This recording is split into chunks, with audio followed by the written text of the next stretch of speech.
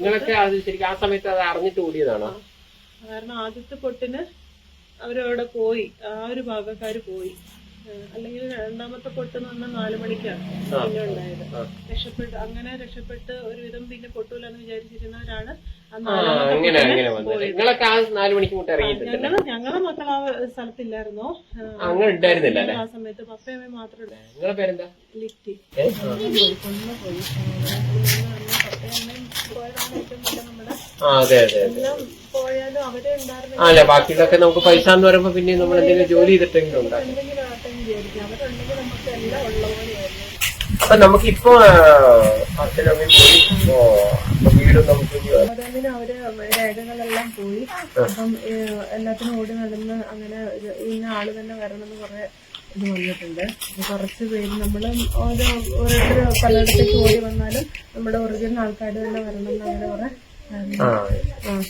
അങ്ങനെ കുറെ മറ്റേ മരിച്ചതിന്റെ ഇതൊക്കെ കിട്ടിയോ? കോമ്പൻസേഷൻ എല്ലാം വന്നിട്ടുണ്ട്.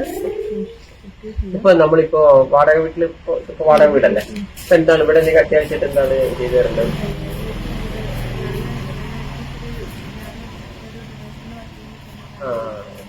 അപ്പൊ എന്റെ പപ്പയാണ്, എന്റെ പപ്പയമ്മയാണ് എന്നെ ഇതുവരെ നോക്കിക്കൊണ്ടിരിക്കുന്നത്.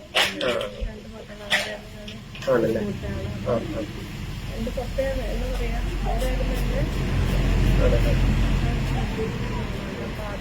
നോക്കിക്കൊണ്ടിരുന്നത്. ഫുള്ള് എന്താ ഇപ്പൊ ഇതൊന്നും മുഖരൊന്നും വന്നിട്ടൊന്നുമില്ല.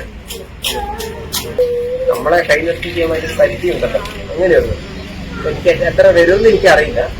ഞാനത് അങ്ങനെയാണെങ്കിൽ നമുക്കിപ്പോ പോയിട്ട് എടുക്കാലോ. തൽക്കാലം അതാണ് കുറച്ചുകൂടെ ആവശ്യമല്ലേ. മറ്റേ അടുത്ത സാധനങ്ങളൊക്കെ ഉണ്ടല്ലോ അല്ലെ, കിട്ടിയിട്ടുണ്ട്. ഇനിയിപ്പോ ബൈ ചാൻസ് അതല്ലെങ്കിൽ എന്തെങ്കിലും നമുക്ക് അവിടെ നിന്ന് സാധനങ്ങൾ മേടിക്കാം.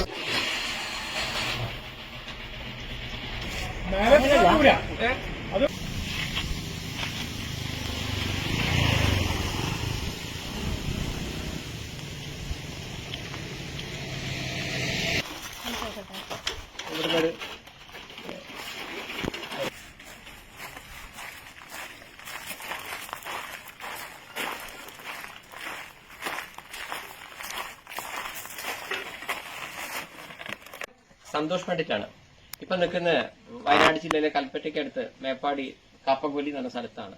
ചൂരമലയിൽ ഇങ്ങനെ ദുരിതവുമായി ബന്ധപ്പെട്ട് വളരെ കഷ്ടപ്പെടുന്ന ഒരു ഫാമിലിയുടെ മുന്നിലാണ്. വളരെ നന്ദിയുണ്ട്. ഞങ്ങൾക്ക് ഒരു ഉപജീവനമാർഗം നൽകുകയാണ്. ഇനി ഞങ്ങൾക്ക് ഇതാണ് എന്റെ ജീവിതമാർഗം. പിന്നെ എന്റെ പപ്പയമ്മ ഇതുവരെ കിട്ടിയിട്ടില്ല, മിസ്സിംഗ് ആണ്. ഉരുൾപൊട്ടലിന് അവർ വീടടക്കം പോയി, ഇതുവരെ കിട്ടിയിട്ടില്ല. എന്തായാലും എന്റെ അഭിപ്രായത്തിൽ എത്രയും പെട്ടെന്ന് ടെലിവിഷനിൽ ഒരു എക്സ്പെർട്ട് ആവുക. കാരണം അല്ലെ, ഒരുപാട് പേർക്ക് ഞാൻ 2013 എന്നെ ചെയ്തിട്ടുണ്ട്. ഞാൻ ഇന്ന് വരെ ചെയ്ത എല്ലാവരും നല്ല രീതിയിൽ കൊണ്ടുപോയിട്ടുണ്ട്.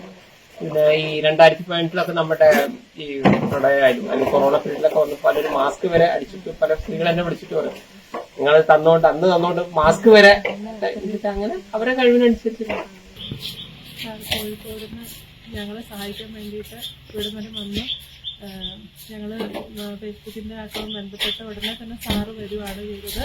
എന്തായാലും ഇത്രയും ദൂരം വന്ന് ഞങ്ങൾക്ക് വേണ്ടിയിട്ട് വന്ന സാറിന് ഒരുപാട് നന്ദി.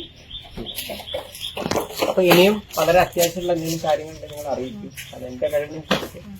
നമുക്കിപ്പോ വർഷത്തിൽ ഒരു സിനിമയേ ഉള്ളൂ. അതൊക്കെ അതിന്റെയൊക്കെ വീഡിയോ ഒക്കെ ആളുകൾ കാണുക, അതേപോലെ വല്ല ഇന്റർവ്യൂയോ അല്ലെങ്കിൽ എന്തെങ്കിലുമൊക്കെ ഫംഗ്ഷന് അമ്പലോ പള്ളിയോ ക്ലബിനൊക്കെ ഓരോ പ്രോഗ്രാമുണ്ട്, ഷോപ്പിംഗ് ഇനോഗ്രേഷനൊക്കെ വിളിച്ചപ്പോൾ അതിന് കിട്ടുന്നൊരു ചെറിയ വരുമാനത്തിൽ നിന്നാണ് അതിന്റെ മാക്സിമം. അത്രയും നല്ലല്ലോ തന്നെ നിങ്ങൾ കണ്ടു. നമ്മൾ അത്രയും ദിവസങ്ങളായിട്ട് അത്രയും ചെയ്യുന്നത്. അപ്പൊ ഞങ്ങൾക്ക് സാധനം കൊണ്ടുതരുമ്പോൾ തന്നെ എത്ര കോൾ വന്നു നിങ്ങൾക്ക് തന്നെ അറിയാം. അപ്പോൾ നമുക്കിപ്പോ വലിയ കാര്യങ്ങൾ ഇപ്പൊ ഒരു വീഡിയോ വെച്ച് കൊടുക്കലൊന്നും എന്റെ ഒരു ലെവലിൽ പറ്റില്ല. ഞാനെപ്പോഴും പിന്നെ എല്ലാവരും ഞാൻ പറഞ്ഞിട്ടുണ്ട് ക്യാഷ് കൊടുക്കാറില്ല, സാധനങ്ങളാണ്. അതാണല്ലോ വേണ്ടത്. ഒരാൾക്ക് ഇപ്പൊ നമ്മൾ കട്ടിൽ വരയ്ക്കും, എന്നോട് ഇപ്പോ നമ്മൾ വരുമ്പോ കട്ടിലും കിടക്കുകയാണ് അവർ ചോദിക്കുന്നത്. അതേപോലെ തന്നെയാണ് നമ്മുടെ ഈ വെള്ളത്തിന്റെ ടാങ്ക് പൈസ കൊടുക്കുന്നതൊക്കെ നല്ലതല്ലേ അത്. അപ്പൊ നിങ്ങൾക്ക് എല്ലാവരും ആശംസിച്ച് നേരുന്നു.